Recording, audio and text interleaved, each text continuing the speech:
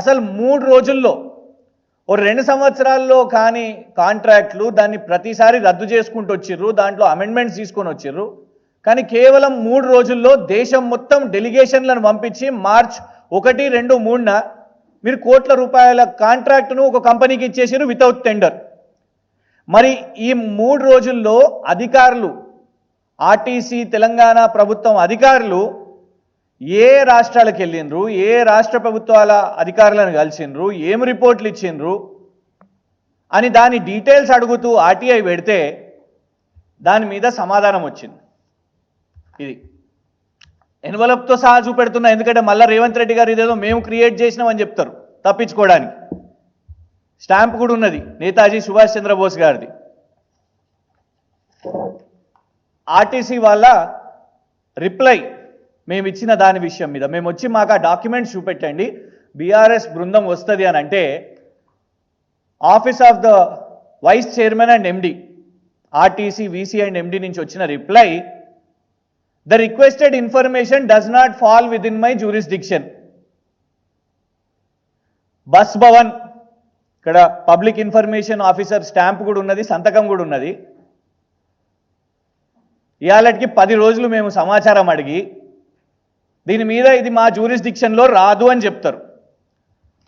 Letter of intent ఇచ్చింది ఎవరు, ఆ కాంట్రాక్ట్ ఇచ్చింది ఎవరు?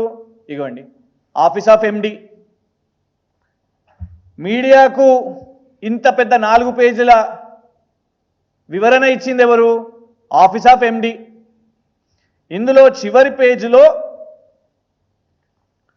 ఈ ఒప్పందానికి రాష్ట్ర ప్రభుత్వానికి రవాణా మంత్రిత్వ శాఖకు ఎలాంటి సంబంధం లేదు అని రాసింది ఎవరు?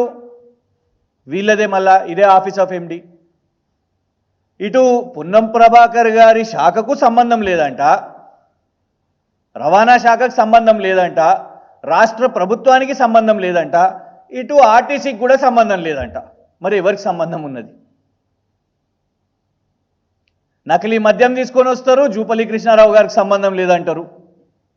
10:30 తర్వాత మీరే మీడియా వాళ్ళు వేసారు కదా, 10:30 తర్వాత తిరిగితే ఫ్రెండ్లీ పోలీస్ ఉండదు, లాఠీ చార్జ్ పోలీస్ ఉంటుందని వీడియోలు వచ్చినాయి పోలీస్ ప్యాట్రోల్ తిరుగుతుంటే. అది మళ్ళా కాదు, యూటర్న్ లేదు లేదు లేదు అది నిజం కాదు అని అంటారు. మరి ఇదేంటిది?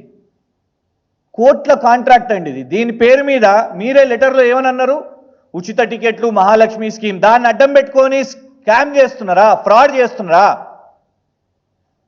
కనీసం సమాధానం కూడా చెప్పలేరా? ఎవరి జ్యూరిస్డిక్షన్లో ఉన్నది ఇది? కాంట్రాక్ట్ ఇచ్చినప్పుడు, సంతకాలు పెట్టినప్పుడు ఇవాళటి వరకు, నేటి వరకు కూడా మీరు గమనించండి నకిలీ మద్యం విషయం ఇది. ఎందుకంటే చూస్తున్నాం మనం తమిళనాడులో రోజు రోజుకి ఇవాళటి వరకు కూడా మృత్యుల సంఖ్య పెరుగుతున్నది.